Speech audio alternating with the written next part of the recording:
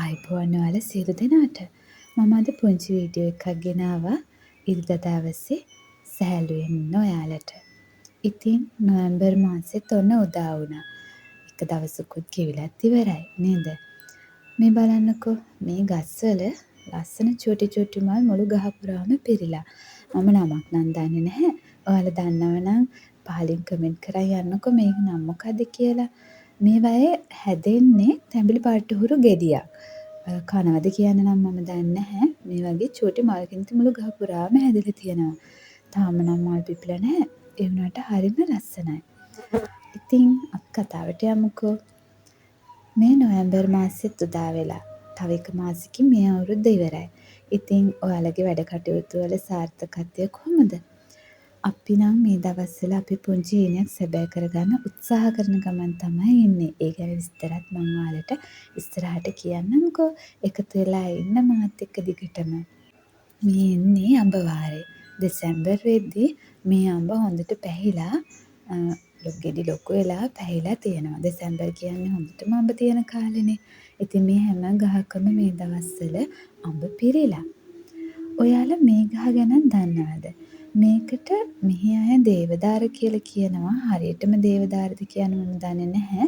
මේ වගේ පැලයක් ගෙදර තියෙනවා නම් සර්පයෝ එහෙම ගෙදරට එන එක වළක්වනවා කියලා තමයි මේ පැත්තේ අය නම් කිව්වේ. ඔයාලා මේ ගහෙත් නම දන්නවනම් කමෙන්ට් එකක් දාගෙන යන්න. මේ ගහේ මේ කොළ නිකන් කටු වගේ අතේ ඇනෙන සුළු වගේ ගතියකුත් තියෙනවා. ඔයාලා දන්නවනම් නම කියන්නකෝ. ඔයාලට මතකද දන්නේ නැහැ මගේ පුංචි පාත්තිය, පලා පාත්තිය. දැන් නම් හොඳටම ඒක හැදිලා. බලන්නකෝ නිරෝගී කොළ. මේ පලා පාත්තිය තනින් තනින් දැන් වල් පැලත් හැදීගෙන ඇවිල්ලා තියෙන්නේ වැස්සට. ඒගොල්ලෝ ලයින් කරගන්න ඕනේ. මගේ බබාට වගේම අපි දෙන්නට වේලකට කන්න වගේ මෙතන පලා දළු හැදිලා තියෙනවා දැන්. මේ දළු ටික කඩාගත්තන් පස්සේ ආයෙත් හැදෙනවා. මේ වගේ චූටි පලා පාත්තියක් දාගන්න පුළුවන් ඔයාලට. මෙන්න මේ මුකුණු වැන්න එක ප්‍රතිශක්තිකරණයට ගොඩාක් හොඳයි කියලා තියෙනවා. මේ මල්බෙරි කියලා තමයි කියන්නේ නම් ඔයාලා කොහොමද මේ ගහට කියන්නේ කියලා ඔයාලම මට පොඩ්ඩක් කියන්නකෝ.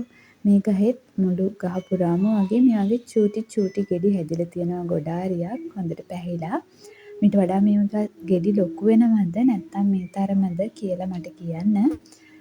ඔයාලා දැන් මේවා ඇඹිල ගෙඩි වගේ අර ඇඹිල්ල වගේ ගෙඩි පොඩක් හැඩැති ඒ විදිහට තියෙන්නේ. අනික ඇඹුල් රසත් හොඳට තියෙනවා.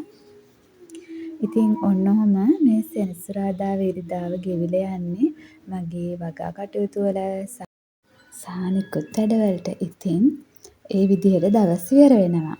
ඉදිරියේන දෙසැම්බර් මාසෙන් මේ අවුරුද්ද ඉවර වුණාට ඊළඟ 2026 වෙනි අවුරුද්ද ඔයාලගේ හීන බලාපොරොත්තු හැමදේම ඔයාලා හිතන පතන විදිහටම සාර්ථක වෙන්න කියලා මම ප්‍රාර්ථනා කරනවා. මොණරු කුඩිම්බිය ඔයාලා දැකලා තියෙනව නේද? දම් පාට සහ සුදු පාට මල් තියෙන මොණරු කුඩිම්බිය කැඳක් හදන්නයි මේ ලෑස්තිය. මොණරු කුඩිම්බිය ඇස් වලට ගොඩාක් ගුණදායකයි කියලා කියනවා.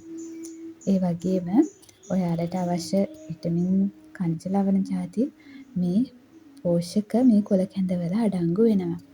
ඔයාලා නිතරම බලන්න ගෙදර තියෙන පුංචි දේවල් යොදාගෙන කැඳක් එහෙම හදන්න. මේ ආසම දෙයක් එක්ක හවස් අරුව ගෙවුණු හැටි. බලන්නකො මොනවද කියලා. ඉතින් දවස් ගෙවිලා යනවා අපිට නොදැනීම. ඒක නිසා අද දිනේ ලස්සන්ට ගෙවන්න. ඉදිරි දින ගැන අපිට කියන්න බෑ. ඒත් හැම දිනයක්ම සුබ වෙන්න කියලා තමයි මගේ නම් ප්‍රාර්ථනාව. ගිහින් එන්නම්.